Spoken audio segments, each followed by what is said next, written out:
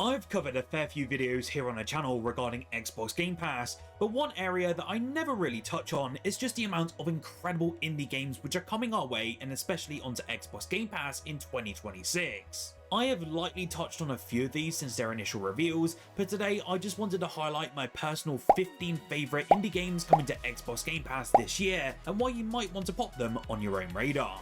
With that, my name is Fletcher, and this is Xbox Nation, and let's just jump right into it. First up today, and if you're in the mood for a charming indie with a little bit of attitude to it, then let me introduce you to Tanuki Pon Summer. This one follows Pon, a lovable but extremely work-avoidant Tanuki who takes on a summer job delivering mail, all while technically trying to restore a shrine before the big festival. The catch though is that Pon would much rather be pulling off BMX tricks than sorting letters like a responsible forest creature. It is going to be set across 4 idyllic towns inspired by rural Japan, and the game looks to blend cozy exploration with fast-paced trick-based gameplay. You can ride everything from rails, jump rooftops, and absolutely shred the scenery to a crunchy hard rock soundtrack that feels wildly overqualified for postal work itself. It definitely is a cozy game with a rebellious streak, including a Tanuki who refuses to respect deadlines, and that premise alone makes me extremely excited for release day this year. After seeing this game time and time again, I'm actually getting really excited for this next indie release. If you aren't aware, Denshattack is an upcoming rail riding action game that looks to fuse the stylish energy of something like Jet Set Radio, but with the combo driven tricks of something like Tony Hawk's Pro Skater, except you're going to be carving through each city with a train. The devs are designing this one around speed and flow, and the game will feature more than 50 levels for you to take part in, where you'll be grinding rails, drifting along walls, leaping across some huge gaps, and unleashing some high-flying combos. There are also going to be some boss encounters, which do promise to raise the stakes, pushing you to master every move that you've learned. The story also looks to unfold in a futuristic Japan that's going to be devastated by climate collapse, where the Denshattack movement rises against the elites that are hiding in domes, whilst rival gangs will battle for dominance outside of them. I love that the devs are really emphasizing real-world locations as well in Japan to really nail that sense of discovery and really making it authentic to all gamers out there. One game that I'm currently in the process of reviewing myself is MIO Memories in Orbit, and if you're a fan of Metroidvanias such as Hollow Knight or even stuff like Castlevania or even Ori and the Blind Forest, then please put this game on your radar. You are going to be put into the shoes of MIO, who is a nimble robot with extraordinary abilities. You will wake up in what's called the Vessel, and this is a spaceship drifting aimlessly in space. This enormous technological ark, which initial purpose still remains unknown to many of us, lies now as a fields of ruin, overgrown with lush vegetation and machines gone rogue. Like any Metroidvania, you'll of course have to explore the world and understand what's really been going on, alongside fighting some ruthless enemies and some absolutely insane looking boss fights. I think this could be a real hidden gem on the Xbox Game Pass library, and you can expect my full review on this on the 19th of January. You probably know by now, but roguelikes seem to be the go-to gaming genre for many devs out there over the past couple of years. Many are really just bland and uninspired ones, however one landing onto Xbox Game Pass rather soon is actually looking to shake up that traditional formula and actually bring us something new to the table. Erosion is a brand new IP set in a broken, post-apocalyptic Wild West, where the world itself is unstable and constantly changing. What really separates it from that roguelike pack is its pixel voxel design, which now allows environments to be fully destructible and will look to bring new wild ways in which you can interact with the world, its NPCs, and just how to complete the various missions. Between the fast, chaotic dungeon runs, the devs have also mentioned that you're going to be free to explore the open world, and you can do stuff from hunting bounties, dueling rivals, racing some cool looking sort of hover trucks across salt flats, or even fishing creatures out of the sands. I really hope they nail the gameplay loop, as it's so great to finally see a potentially new take in that roguelike space that is sorely needed. I mentioned this next indie a couple weeks back now, and I did see some comments here and there really asking if this game is going to be as popular as I really mentioned. Well, considering that this game alone has over 250,000 wishlists on Steam alone, it's safe to say that the Sledding Game is very anticipated, even with its quite simplistic premise. The developer basically confirmed that this game will launch onto Xbox Game Pass day one, and it looks bloody hilarious. If you're unfamiliar, Sledding Game has really become a little bit of a viral hit, and is essentially a multiplayer hangout game with proximity chat where you will control a funky little guy and then go sledding. It looks like a great title to jump into with your friends, where you can relax, mess around to your heart's content, and even delve into the many mini games that they're going to be including alongside the sledding. I am keen to see how this lands, but definitely don't write it off, as these sort of cozy games always do some ridiculous player numbers. Now, let's explore Echo Weaver, and this is looking like a visually stunning Metroidvania, which they're calling it, and it's coming to Xbox Game Pass for both Xbox and PC, with no set release date other than 2026. This title is looking to draw inspiration from classic adventure platformers and games like The Outer Wilds, and it looks to immerse us in a time-looping world where every second counts. It looks like you're going to be trapped in a glitching loop, and you're having to harness its energy for critical actions like healing, trading, and uncovering hidden paths, proving that in this game, knowledge is the ultimate weapon. Instead of traditional upgrades in certain Metroidvanias out there, Echo Weaver now challenges you with its mantra: no upgrades, no unlocks, just secrets. You can already do everything, you just don't know how to yet. This intriguing design philosophy encourages your deep exploration of this ruined society, where every secret that you uncover gradually transforms your abilities, and it's all done within a time limit to ensure you're going as quickly as possible. All the gameplay shown was part of an awesome deep dive which you saw recently, and I cannot wait for a fixed release date to come to us very, very soon.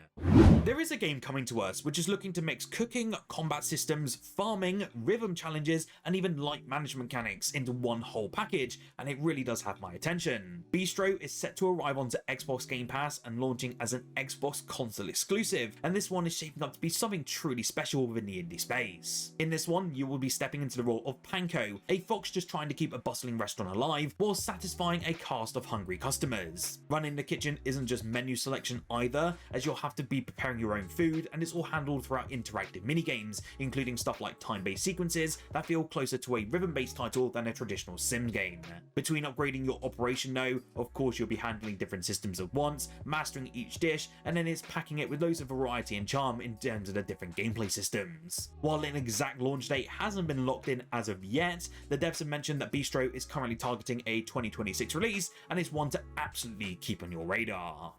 Now, this next game has been noted as coming to Xbox Game Pass for just over 5 years now, but 2026 finally looks like the year when we can finally get our hands on it. She Dreams Elsewhere is an insanely unique looking indie, and visually every time I see it, it feels like I might be tripping out. Even so, the game is a surreal adventure RPG about dreams and the extent to which they mirror reality. You'll be playing as Thalia, an anxiety-ridden, comatose woman on a journey to confront the nightmares preventing her from awakening, and that's all whilst finding out how exactly this mess happened in the first place. It sounds incredible, and from the short looks, it really does have me genuinely intrigued. I had to do a little bit more digging for this video as well, as the devs seem to have been a little bit silent now for the past couple of years, but checking out their Instagram page, it seems as though the game is progressing well, and it should be coming very, very soon. I would be keen to hear what your thoughts are of this sort of style of game. Are you keen for it, or does it look absolutely awful? Please let me know in the comments below. Whilst down there though, please do hit that subscribe button as well, as over 68% of you are not subscribed, and I would just love for you to join our incredible growing Xbox community. I have some incredible videos coming your way in 2026, and this is easily going to be the largest year yet for the channel and also for Xbox. Thanks so much for your support so far, and let's dive back into the indies coming our way. Way to the Woods is an indie that I've actually kept my eyes on for quite some while, and it just keeps getting delayed time and time again. This game though is all centered around a deer and a fawn who must embark on a journey through an abandoned world of the unknown to get home. Interestingly, this is a third-person adventure game made by a solo developer, and that alone has me incredibly excited, as we've been seeing some insane and well-made projects in these single-person teams over the past few years. I've mentioned before that it has been quite some while, and again it was one that was announced for Game Pass back about 3 years ago or so now, but according to a recent interview they had, the dev has mentioned that it's progressing really well with a ton of backing from Xbox, which is awesome to hear. It is noted now as a 2026 release, and I do hope this is the case as it looks utterly beautiful. Vampire Survivors is one of those games I never want to mention how much time I've spent with it, because I never thought that triple-digit hours were ever going to occur with something that looks this simple. That's why Ponko's next project has me extremely excited, and Vampire Crawlers is looking like a great reimagining of the chaos of Vampire Survivors, but through a first-person lens. This means that instead of dodging endless waves of enemies, players will now build up decks that unleash familiar powers in strategic ways. Iconic tools do also make a return, but they've simply been transformed into cards that shape every single run. From the trailers that have been shown so far, you can spot the foundations of a classic roguelike deck builder, but with the very unique twists that keep it unpredictable. There isn't a firm launch date unfortunately as of yet, though Xbox do keep confirming that a 2026 window is on the cards. I'm feeling that this is going to be another time sink, and I'm ready to waste over 100 hours into this brand new indie. Revealed during the Xbox Partner Preview Showcase towards the end of 2025, Echo Generation 2 immediately caught my attention, and that's largely because I really loved the original experience. This is a sequel though that is going to be keeping that striking voxel art style, but pushing the concept even further and leaning harder into that sort of sci-fi and supernatural theme. Instead of being confined to a single small town mystery like the first game, the scope is now exploding outward and will take us across different worlds and even galaxies while playing with time and reality itself. That tone alone sounds noticeably darker and way more intense than the original, which should give the story some real weight to it and actually go way more in depth in terms of its theming. The good news is that this sequel is being designed to welcome newcomers as well, especially if you haven't played the first game, so this is going to be a great turn-based RPG to delve into 2026. A surprising game that is actually going to be launching into 2026 was originally a Kickstarter campaign, and it was revealed that that came in the form of Crowsworn, which is essentially a sort of Hollow Knight-like platformer that's heading to Game Pass sometime this year. The game is specifically described as an action-packed platformer, in which you can use a wide array of different stylish combat maneuvers to destroy monsters within a large interconnected world. You can tell exactly which games inspired Mongoose Rodeo with this one, and the Kickstarter project says that its blends of ideas really results in something truly unique. Of course, more than 19,000 backers really supported Crowdsworn during its initial campaign all the way back in 2021, with its final tally bringing over $1 million. I'm actually shocked to learn that it hit that target within 3 hours, and I know that fans are really excited for its final release in 2026. It's obviously, to me, I'm kind of on the fence about it, as we're seeing tons of these Metroidvanias again, but I would truly be interested to see what it's going to bring to the table and what they really mean by something truly unique. An adorable looking multiplayer survival game known as Wildekin is finally coming this year, and is looking quite enjoyable if you're a fan of the survival game genre. In this one, you get to explore and survive in a perilous wilderness, and you'll be constructing your own town, befriending the lost Wildekin, and there's also a wonderful player online multiplayer adventure. That means you can build your own homes, forage for different materials, help your town flourish, and then face off against some fearsome foes. It does sound like a quite wild adventure, and although it does have that sort of cutesy aesthetic to it, I bet it's going to be an incredibly deep experience, especially within the survival genre. I personally can't wait to experience it, and if you're a fan of games like Stardew Valley, then you might want to keep this one on your radar. With it coming to Xbox Game Pass, it basically makes that barrier to entry really low, which is great to see, and I think that's certainly what is needed, especially when it comes to these new multiplayer-based IPs. You might not have heard of it or even missed it within the melee of 2025 news, but Sleight of Hand is coming to Xbox Game Pass in 2026. This strange third-person stealth game is featuring a cursed deck of cards, and it was developed by Riff Raff Games and looks like a great idea. This is a hard-boiled stealth game though, with a witch's coven and a deck of cards. You have to admit that's a cool combination of words for sure, as you'll be trying to take down your former coven by throwing these sort of powered playing cards to bypass enemies. As you build your cursed deck along your runs, it seems as though you'll have a pretty varied set of cards to choose from as well, with some power-ups or boosts based on whether you want to play in smoke or even light. I'm curious about how the story will play out within this structure, and I really hope it works out without feeling like a strict line to follow throughout different areas. I do have some high hope for this game, and I know it sounds a bit confusing, but only time will tell how it fares, and more information should hopefully come out earlier this year. Easily my most anticipated indie landing onto Xbox Game Pass for this year just has to be Replaced, and I think many of you will certainly agree with me. You may know from my previous news coverage that this game finally got a release date for this March, so we really don't have to wait long now to finally get our hands on it. The pixel art still looks absolutely stunning, and the gameplay that I've seen from the trailers looks addictive as hell, hence why it's so high on my own personal list. To give you a further idea if this is your first time seeing this game, Replaced is a retro sci-fi 2D adventure that throws you into the role of Reach, which is an AI trapped in a human body. You'll be exploring Phoenix City as you go on a wild mission to figure out why you've come to be in the situation you're in.